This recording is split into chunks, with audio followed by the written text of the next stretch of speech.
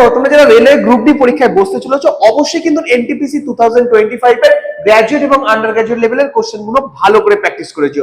আর সেরকমই একটা কোশ্চেন যেটা 5ই জুন 2025 এর ফার্স্ট শিফটে এসেছিল গ্র্যাজুয়েট লেভেল পরীক্ষায়, সেখানে বলেছিল সালিল salary was first reduced by 15% and subsequently raised by 10%. What percentage was his final salary lower compared to his initial salary?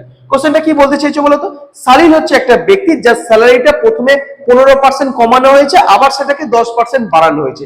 এই যে কমানো এবং বাড়ানোর ফলে তার ইনিশিয়াল যে স্যালারি ছিল সেই স্যালারি থেকে বর্তমান যে স্যালারিটা হলো সেটা কত শতাংশ অ্যাকচুয়াল কমেছে সেটা তোমাকে বার করতে হবে। কি করবে বলো তো? ধরো তার স্যালারিটা ছিল প্রথমে 100 টাকা, এখন তার স্যালারিটা প্রথমে 15% কমেছে। এখন 100-র 15% মানে কত বলতো? 100-র 15% মানে 15 টাকা। তাহলে 15 টাকা যদি এখান থেকে কমে যায় তাহলে হবে কত বলতো? 85। এখন যে 85 স্যালারিটা এসেছিল তাকে আবার 10% বাড়ানো হয়েছে। এখন 85 এর 10% কত? 85 এর 10% হচ্ছে 8.5। এখন যদি 85 এর সাথে তুমি যদি 8.5 যোগ করো তোমার ভ্যালুটা কত আসবে বলো তো? ভ্যালুটা আসবে 93.5 আসে।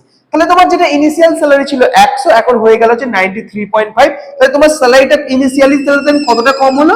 6.5% হচ্ছে তোমার কম হলো। তাহলে এই কোশ্চেনটার আনসার কত হবে? অপশন নাম্বার সি হচ্ছে এই কোশ্চেনের আনসার। বুঝা গেছে? এরকমই এনটিপিসি এর গ্র্যাজুয়েট এবং আন্ডার গ্র্যাজুয়েট লেভেলের সমস্ত কোশ্চেনগুলো কিন্তু আমি প্রতিদিন আমার চ্যানেলে দিতে থাকবো।